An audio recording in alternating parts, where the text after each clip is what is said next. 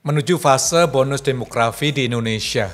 Banyak tantangan tapi juga banyak peluang.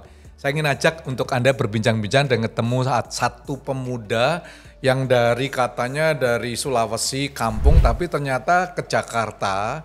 Nggak sekedar adu nasib tapi benar-benar punya komitmen, saya tidak akan balik kalau tidak berhasil. Dan tidak sekedar balik saja dan sudah berhasil, tapi juga mengembangkan Indonesia menjadi negara yang maju di tahun 2045. Banyak peluang, banyak potensi, banyak award yang sudah dicapai dari tamu saya pada hari ini. Dan banyak sekali lah nanti kita bisa bincang-bincang. Ini keren banget sih guys ya. Saya boleh label serba bisa itu ya, lu mau apa, bukan lu gada ya, tapi memang serba bisa. Pendiri daripada Youth Ranger Indonesia dan beberapa lagi nanti kita akan bahas langsung secara tuntas. Saya Jimmy Untoro dalam Satu Cerita untuk Indonesia. Langsung ketemu dengan sahabat saya yang baru ini, Mas Rinaldi Ibrahim. Woi. Gimana Mas Rinaldi, apa kabar? Baik Pak Jimmy, gimana kabarnya Pak? Sehat, alhamdulillah. Thank you. Senang banget ini bisa diundang di sini. Saya yang sangat berharga ini bisa ngobrol bareng dan saya lihat pengalamannya yang begitu unik ya. Gimana sih bisa mempunyai mimpi untuk menggerakkan generasi milenial ini? Ya karena memang awalnya itu tadi Pak Jimmy ngomong kan kalau saya itu dari kampung. Jadi awalnya itu benar-benar tuh kayak dari mimpi. Dari dari target gitu. Targetku itu mau kuliah di Jakarta. Nah, jadi pada saat saya punya target seperti itu, saya benar-benar berjuang. Saya benar-benar berjuang mau mencapai target itu. Kuliah di Jakarta aja. Wow. Nah, pada saat saya mau punya target itu, Pak, benar-benar itu banyak banget yang saya lalui. Kayak misalnya mau tes apa masuk kuliah aja itu nggak ada yang lolos sama sekali. Sama sekali. Saya kayak daftar SNMPTN, SBMPTN, baru UMPTKIN gitu, SPAN-PTKIN, itu jalur-jalur pada saat saya di tahun itu gitu, benar-benar nggak ada yang lolos. Jadi disitulah saya punya komitmen Pak waktu itu. Komitmenku itu mau banget untuk bisa kuliah di Jakarta dan kalau ada something yang bisa membuat saya itu bisa ke Jakarta, saya benar-benar mau berkontribusi nyata gitu pas di Jakarta. Saya memanfaatkan dengan baik. Ternyata pada saat itu ada seleksi beasiswa. Nah, seleksi beasiswa dari Kemenak RI. Nah, dan di situ saya cobalah untuk daftar. Walaupun ribuan siswa-siswi yang mau daftar gitu. Tapi benar-benar kayak ya udah ada jalan nih. Coba saya komitmenkan. Dari situ saya bilang ke diri saya, kalau saya lulus di sini dengan beasiswa ini, saya akan bisa berkontribusi untuk anak-anak muda ke depannya gitu. Saya mau memberikan yang terbaik dari diri saya pas di Jakarta nanti. Ternyata pada saat itu pengumuman nama saya masuk gitu. Di farmasi sampai dapat profesi apoteker juga untuk beasiswanya. Dari situ saya benar-benar kayak oke, saya udah sampai Jakarta, saya benar-benar mau mencoba untuk melakukan apapun gitu. Mulailah saya buat dan menemukan circle-circle positif itu, Pak. Dari circle-circle positif itu saya coba untuk menjadikan mereka ini sebagai tempat saya untuk lebih ke kayak saya bisa didoktrin nih untuk melakukan hal-hal positif. Nah, ikutlah banyak komunitas, banyak aksi-aksi social impact dan lain gitu, belajar bisnis juga. Jadinya sampai seperti saat ini kayak gitu. Bro Rinaldi, seusia Anda langsung masuk di dalam social impact, itu langka banget sih. Satu di antara million ya. Teman-teman, Bro Rinaldi ini nggak cuma satu yayasan impact, tapi saya lihat dalam profilnya, nanti Anda bisa langsung follow his Instagram juga, itu langsung 3 yayasan. Iya. Saya ngurusin satu aja kelakeban nih. 3 yang sudah sebutkan lah. Yang pertama ada namanya Youth Ranger Indonesia. Youth Ranger Indonesia. Itu fokusnya untuk ngembangin potensi anak muda. Karena memang pada saat saya masih kuliah itu banyak banget anak muda. Teman-teman saya itu macam-macam ya anak mudanya. Tapi saya kepengen untuk anak muda ini bisa ngembangin potensinya. Kenapa? Karena ya 68 juta Pak di Indonesia ini anak mudanya, tapi ya kita akan tahu gitu bonus demografi ke depan itu seperti apa gitu. Maksudnya Indonesia itu akan menghadapi bonus demografi di tahun 2045 kan Pak ya. Jadi pada saat itu saya benar-benar karena memang udah aktif sosial, ikut komunitas, ikut event internasional, lomba internasional maupun nasional gitu. Disitulah saya bergerak untuk bisa ikut andil di situ Pak. Bikinlah platform Youth Ranger Indonesia bareng teman-teman positif. Nanti gitu kita culik lagi ya. Boleh. Yang kedua itu ada namanya Bijak Obat Indonesia. Bijak Obat Indonesia. Karena memang background saya itu apoteker Pak. Jadi memang mau fokus untuk ngasih edukasi tentang kesehatan juga kepada masyarakat di Indonesia. Gitu. Khusus tentang obat-obatan. Gitu ya. Ada juga namanya Indonesian Drug Campaign, itu fokusnya untuk pengabdian ke masyarakat langsung. Yang ketiga apa tadi? Indonesian Drug Campaign. Indonesian Drug Campaign. Ya, kita fokusnya itu untuk pengabdian tentang kesehatan ke masyarakat-masyarakat, baik di kota maupun di kampung, di daerah. Guys, imagine ya dalam usia yang masih relatif milenial ini ya. 3 yayasan gitu ya, nggak mementingkan diri sendiri untuk menjadi seorang YouTuber yang kaya raya. Amin. Tapi benar-benar memikirkan generasinya ya. Mas Renaldi, Youth Ranger Indonesia, program utamanya apa? Oke, kalau programnya Youth Ranger Indonesia sendiri, Pak Jimmy, itu kita memang fokusnya tuh untuk ngembangin potensi anak muda. Potensi anak muda. Ya, anak muda ini kita mau buat mereka tuh se-circle. Jadi punya aura-aura positif. Saya bisa seperti ini karena mungkin teman-teman saya itu orang-orang positif, Pak. Jadi saya juga mau dorong mereka untuk masuk ke circle itu. Banyak juga teman-teman yang keren-keren ini saya undang ke Youth Ranger Indonesia supaya bisa mendoktrin anak-anak muda yang lain gitu. Jadi kita udah gabung nih anak-anak muda dari seluruh Indonesia. Seluruh Indonesia. Ya? Bersyukur banget itu ya 60 sampai 70 ribu member yang ada di database kita. Wow. Dan kita memang fokusnya itu untuk pelatihan, mentoring, dan pengabdian secara gratis. Bertemu dengan orang-orang public figure dari seluruh Indonesia. Jadi kayak udah ada Miss Indonesia, udah Putri Indonesia. Ketemunya gimana? Platform dari digital? Dari mungkin Zoom atau ketemu? Mungkin karena temanku juga. Jadi karena memang saya memberikan informasi mengenai salah satu visi misi saya gitu. Jadi saya ajakin mereka juga untuk bisa merangkul teman-teman yang lain. Sehingga di situ anak-anak muda itu banyak yang mau ikutan join dan mereka juga mau berkontribusi untuk ngembangin dirinya dan bisa kalau untuk teman-teman public figure ini mereka mau membagikan ilmu-ilmunya gitu buat mereka karena ternyata mereka juga suka gitu berbagi ilmu. Jadi disitulah doktrin-doktrin Youth Ranger Indonesia. Kita fokusnya ada 3 itu Pak. Jadi selama Youth Ranger Indonesia ini saya dengar tadi lahir waktu you masih di semester kuliah. Semester berapa? Semester 6 atau 7 semester ya? 6. Gimana ya memikirkan apa yang memicu you sendiri ya? Kan ini jarang nih bro, usia masih perkuliahan kan masih berjuang, ya kan tesis, skripsi atau disertasinya, tapi udah memikirkan gimana generasi saya ini. Ini kan satu ide pemikiran yang sangat mulia. Ada nggak pengalaman tertentu yang membuat you trigger, gua mau bantu generasi gua? Jadi kan memang background saya itu awalnya tuh punya komitmen Pak.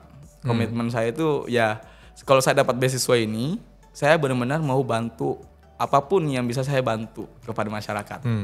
Saya tipikal orang yang kayak komitmen. Komitmen itu benar-benar harus dipegang teguh. Maksudnya kayak saya udah punya keinginan besar, apalagi ini positif banget. Ya saya coba untuk lakukan sebisa mungkin gitu. Sebisa apa yang saya kerjakan. Maksudnya kalau misalnya saya bisa kerjakan ini ya udah gitu. Dan memang saya tipikal orang itu yang suka bersosialisasi. Jadi kayak ternyata dengan kehidupan bertemu dengan orang lain, dengan bercerita dan saya selalu diajakin untuk ngasih advice kepada mereka, itu membuat saya juga seneng. Jadi kayak memang jiwanya itu di situ gitu. Kayak kalau saya malah nggak ketemu sama orang, nggak ngebantuin orang, malah saya kayak ngerasa stres. Apalagi kalau tinggal di rumah sendiri, itu kayak ngerasa aduh ini kenapa ya gitu, hidupku kok berbeda gitu, hidupku itu berbeda. Jadi pada saat semester 6, iya Pak, sebelumnya itu kayak intermezzo banget. Ini saya semester 6 itu, saya kuliahnya farmasi. Kalau semester 1, semester 2 kan masih pengenalan tentang farmasi, masih di jurusanku itu mata kuliahnya itu masih kayak SMA gitu. Tapi kalau untuk yang semester 3, 4, 5, 6 itu benar-benar tuh kayak udah fokus banget di dunia farmasinya. Itu Pak, benar-benar tuh kayak challenge juga. Challenge banget karena kita masuk kuliah itu jam 7-an. Baru kita pulang jam 5. Kita kerjain laprak juga sampai tengah malam dan isi-isi waktu kosongnya itu ikut komunitas-komunitas, ikut kegiatan-kegiatan seperti itu. Tapi ternyata tipikalku itu Pak malah saya tuh ngerasa refreshing pada saat saya ikut komunitas. Jadi walaupun juga di satu hari itu full banget, saya harus bertemu sama orang, harus berkomunikasi sama orang. Dari situ sebenarnya itu saya ngerasa happy. Kalau di kuliah kan kayak ngerasa stres. Jadi kayak emang sengaja di recharge dengan kegiatan-kegiatan positif itu, Pak. Sampai saat ini saya bersyukur kayak saya selalu melakukan seperti itu. Ternyata impact-nya juga bisa berpengaruh ke orang lain kayak gitu sih, Pak. Wah, keren banget sih, Bro Renaldi. Kalau lihat tadi hampir berapa ya, 60.000 ya? Ya, 60 sampai 70 ribu. 60 sampai 70.000. Ada success story nggak dari teman-teman dari Youth Rangers? Sebenarnya itu kita sendiri tuh kayak mengumpulkan mereka. Ada sebenarnya itu kayak timnya di Youth Ranger gitu. Kita anggaplah sebagai Rangers. Rangers itu pelindung hutan gitu. Pelindung Indonesia sebenarnya, Youth Ranger Indonesia gitu. Kita punya istilah Pak Jimmy, ada Impact Man. Impact Man itu pengurus. Impact Man pengurus. Pengurusnya. Jadi orang yang memberikan impact gitu. Kalau Youth Ranger Indonesia ini dia itu rangersnya itu dia pelindung Indonesia. Wow. Jadi kita udah memberikan impact, dia juga ikut andil untuk melindungi Indonesia. Kalau success story-nya teman-teman, ada kemarin itu yang curhat gitu. Jadi kayak dengan adanya platform-platform seperti ini tuh ada yang awalnya tuh kayak dia ngelakuin hal-hal aneh, Pak. Maksudnya kayak masih remaja, tapi dia tuh berani cerita. Dia tuh sebenarnya tuh mau berubah, tapi lingkungannya itu benar-benar tuh nggak mendukung. Mulai dari keluarganya broken home, dia juga punya lingkungan yang kayak dia udah mulai pacaran-pacaran gitu, dan dia mabuk-mabukan dan lain gitu. Dia cerita sampai saya baca chatnya, dan saya bilang coba kamu ikutan kegiatan-kegiatannya kita gitu, dan coba kamu selalu curhat juga. Kalau apa yang kamu belum bisa kembangkan, coba kamu curhat, siapa tahu saya bisa bantu. Saya dengerin curhatannya semua. Setahun kemudian Pak, dia udah kerja di BUMN, dan dia maksudnya kayak dia cerita, walaupun memang dia enggak jabatannya tinggi, kan masih SMA Pak, dia memang lanjut langsung kerja gitu, langsung kerja. Dia bilang, Kak, saya sekarang udah pakai kerudung gitu. Saya sekarang udah kerja juga. Terima kasih banyak udah nemenin saya untuk berjuang gitu. Jadi kayak ngerasa hidupku ini kayak hidup kembali gitu loh, Pak. Walaupun hidup ya, tapi kayak nambah lagi recharge-nya gitu. Dan itu menurutku sebuah hal yang menarik banget dalam kehidupan saya, dan dari situ juga saya lebih semangat lagi. Baru satu nih saya kepengen lagi untuk kembangin teman-teman anak muda, dan bersyukur juga banyak teman-teman kayak mulai dari dia baru masuk kuliah Pak Jimmy, mereka masuk di Youth Ranger, sekarang udah jadi wisudan terbaiknya dari kampusnya masing-masing, jadi duta dan lain-lain. Itu kayak menurutku memang mereka tuh butuh wadah untuk memberikan pengaruh positif itu gitu. Dari situlah saya kayak ngerasa Youth Ranger Indonesia ini nggak boleh sampai berhenti gitu.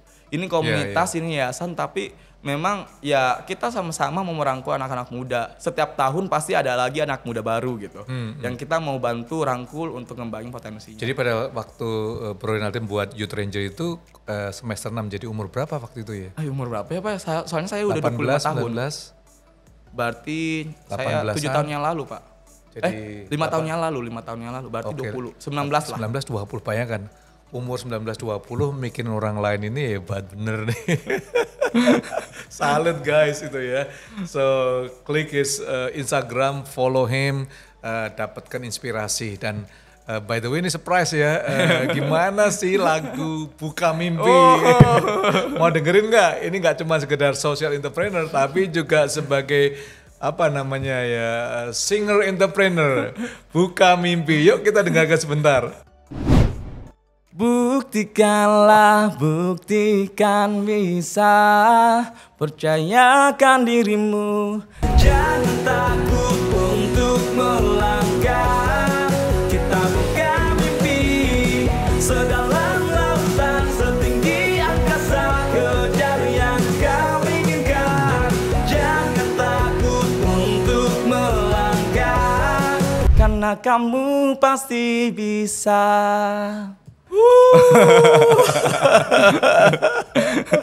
Gimana Pak liriknya? Waduh, apa sih pesan dari Bro Renaldi? Seringkali orang punya mimpi, tapi takut ngomong.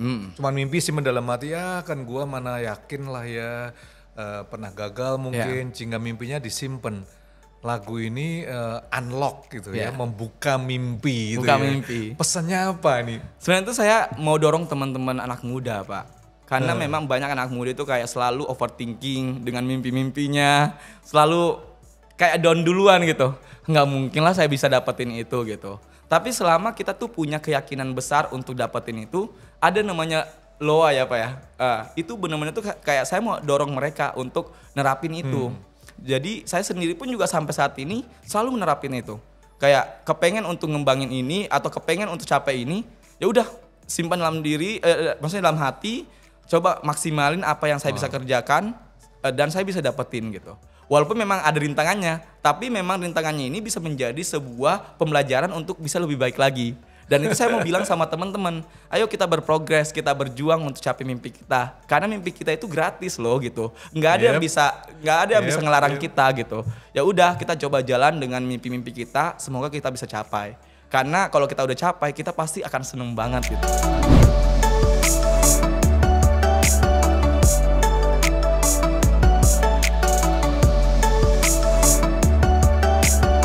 Teman-teman, thank you udah nonton video ini. Jangan lupa untuk like, share, dan juga nyalakan lonceng notifikasi untuk acara-acara yang akan datang, tamu-tamu kita dalam Satu Cerita untuk Indonesia.